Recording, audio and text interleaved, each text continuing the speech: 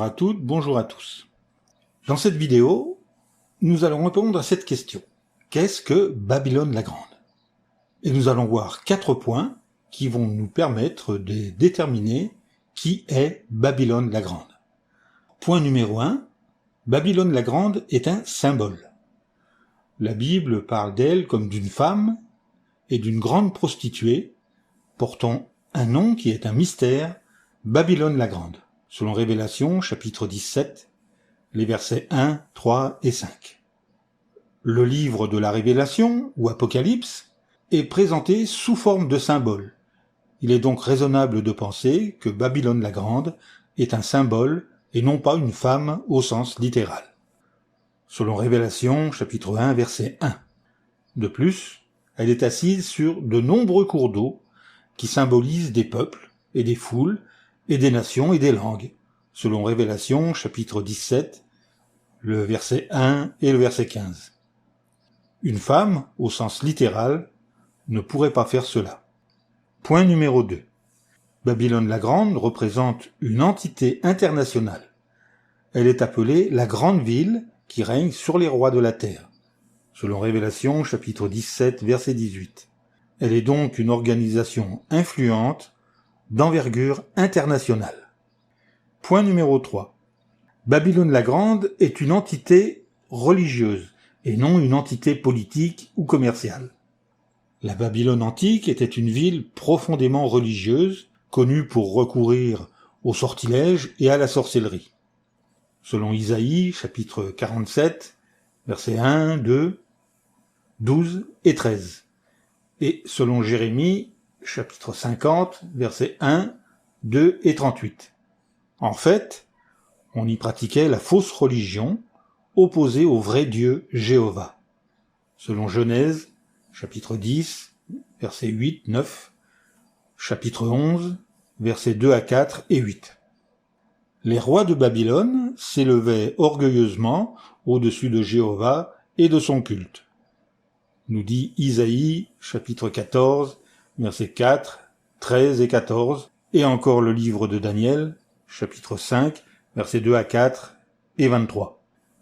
De même, Babylone la Grande est connue pour ses pratiques spirites, ce qui fait d'elle une organisation religieuse, selon Révélation, chapitre 18, verset 23.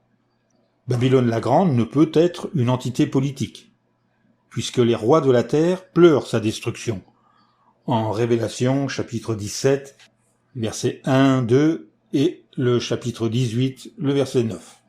Elle n'est pas non plus une puissance commerciale, puisque la Bible la distingue des marchands de la terre, selon Révélation, chapitre 18, versets 11 et 15. Au British Museum, on peut voir une stèle où est représenté le roi babylonien Nabonide, avec les symboles de la Trinité, des dieux Sin, Ishtar et Shamash. Point numéro 4. Babylone la Grande correspond au portrait de la fausse religion. Au lieu d'enseigner aux personnes la façon de se rapprocher du vrai Dieu Jéhovah, la fausse religion incite à adorer d'autres dieux. La Bible appelle cela la prostitution spirituelle. Selon le livre du Lévitique, chapitre 20, le verset 6, et encore en Exode, chapitre 34, versets 15 et 16.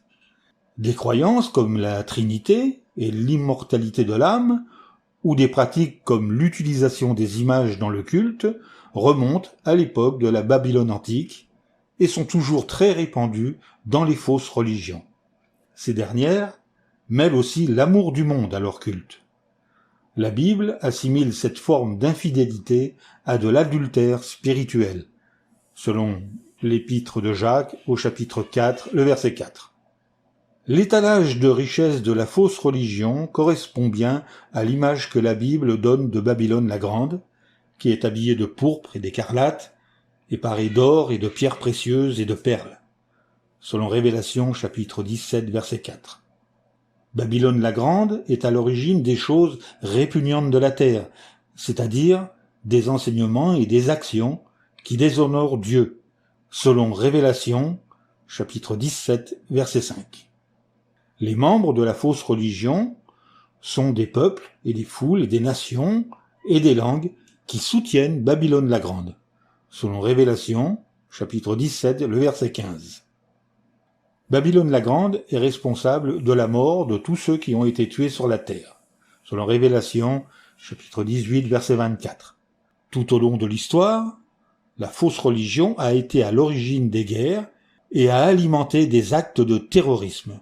De plus, elle n'a pas enseigné la vérité sur Jéhovah, le Dieu d'amour, selon 1 Jean chapitre 4, le verset 8. Cette attitude est une des causes de nombreuses effusions de sang. C'est pourquoi ceux qui veulent plaire à Dieu doivent sortir d'elle, se séparer de la fausse religion, selon Révélation chapitre 18, le verset 4, et la deuxième épître aux Corinthiens, chapitre 6, versets 14 à 17.